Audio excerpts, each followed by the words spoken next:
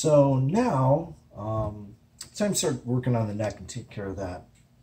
And what I'm going to do beforehand is I'm going to seal it off. I want to seal off the fretboard with some masking tape.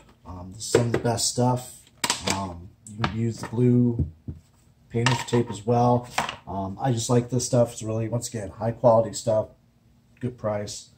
And what I'm going to do is I'm just going to tape off the fretboard just to make sure that I don't get any of the wipe-on poly on it, and also to prevent me from maybe sanding it, because this thing is perfect.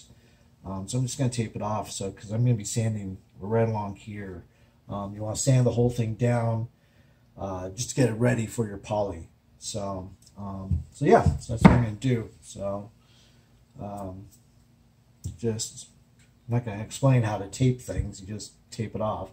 So when we get back, it'll be all done. And here is the finished result. All taped off, all nice and even. Also, what you want to do is maybe put a small piece right here where the truss rod is, so you don't get poly in there and clog it all up. So the next thing we're going to do to get this going is I'm going to hit it with some 220, sand it down once, and then pass over it again with 400 grit, and make sure this thing is smooth as possible, and dust it off, clean it up, and it'll be ready for poly. Okay, so just got done sanding it with 220. This is what it looks like. So I've taken most, if not all, the previous sealer that the manufacturer used. I'm going to give it another once over with 400 grit, 220 the first time doing this. Wipe it off, wipe all the dust off, and then, like I said, I'm going to take care of it with 400 for one last go around. Make sure it's as smooth as I like, as I prefer. And then once that's done, it's ready to go for the poly. So, okay. Got done with the 400 now. This is what it's like. As you can see, there's no more of that sealant on there that was before. It kind of gave it a sheen to it.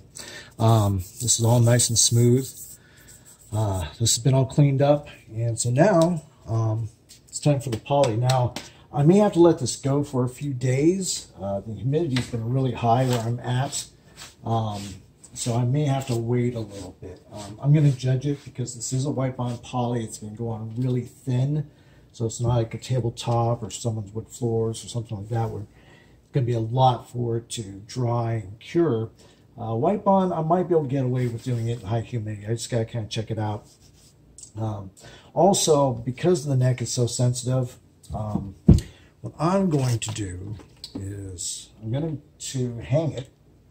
Let's get an old coat hanger. And I'm going to hang this up in my office where it's controlled, it's temperature controlled. It's pretty warm out here in the garage, and necks are more susceptible to, you know, doing crazy things, whether it's warping or bowing. Just gonna handle a little bit more with kid gloves than say a body. So yeah, so there you go. That's it. That's it for this installment. Okay, so now that everything's good, everything's taped. May have to retape that. Now everything's good to go. It's time to apply the wipe-on poly, and I'm using the Minwax clear satin. I know a lot of times people will go with a gloss, and then I guess kind of knock the gloss down by sanding it. I didn't want to go that route. It seemed like another step I didn't want to do. If I can get a satin finish, which is what I prefer in the first place, then I'll just do it that way. I've never had any intention of getting this really shiny or glossy, either with the body or the neck. And I also decided to go with poly, wipe-on poly, compared to True Oil, which is for gun stocks and other woods, and a lot of people use True Oil for finishes on guitars. I guess it's real similar to like a tung oil. But with that, I've heard and read that it takes a lot of coats. I mean, multiple coats, you know, anywhere from 12 to 15, depending on what you're trying to achieve. I'm only looking to do 5 at the most. Shouldn't take any more than 5 coats. Maybe 6, but we'll see.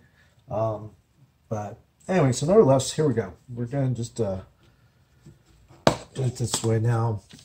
To make life easier, I poured some into a disposable bowl. And same kind of principle like the stain. I just made kind of a bonnet or a wipe-on pad using clean t-shirt material that I showed earlier. And yeah, so here goes nothing.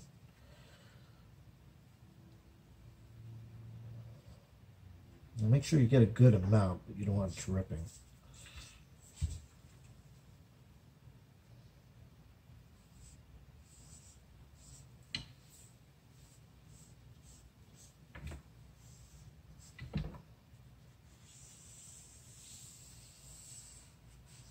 And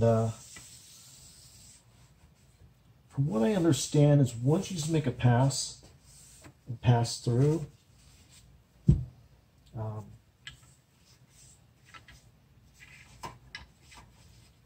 that's all you're going to have to do. And go with the grain as usual.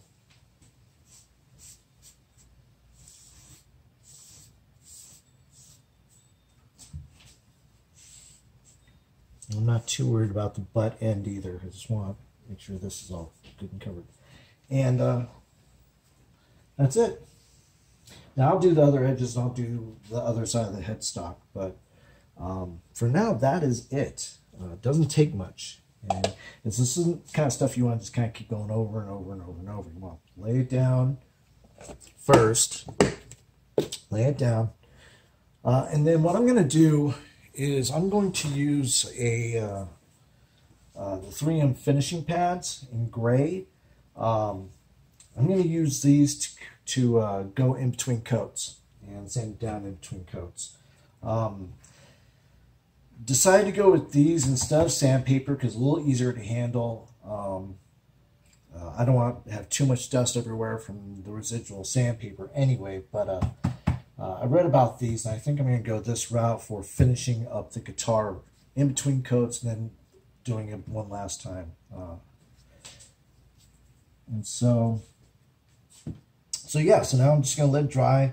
Manufacturer's instructions or directions say 2 to 3 hours. Humidity is nice and low right now, so that's good. It's been pretty high the last couple of days, in the high 70s. So yeah, so I guess we'll just see what happens. Since I have everything out and everything all set, I figure I might as well take care of the body now too.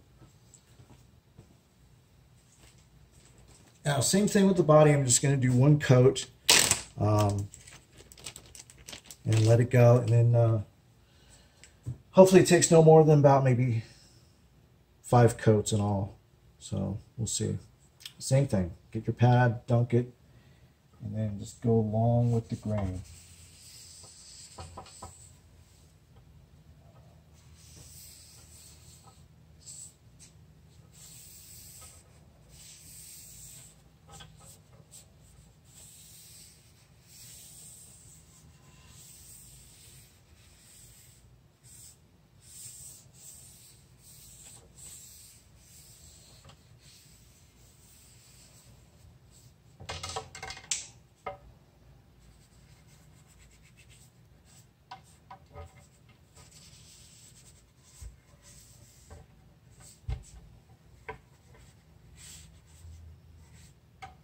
Now, to make my life a little easier, as you can see, I took a hanger and strung it up through the holes.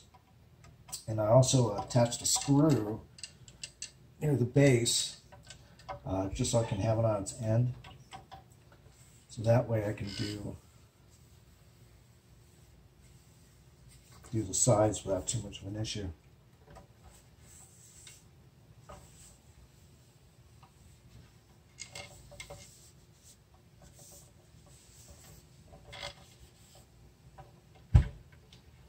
Okay, so there's that. Now let's do the front.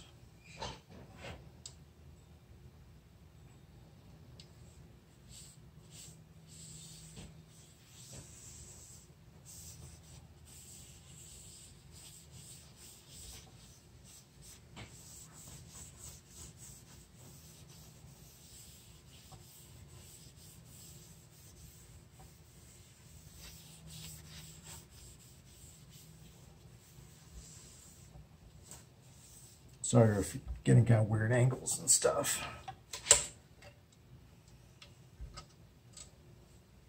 Okay, and that's it. So hanging up out here.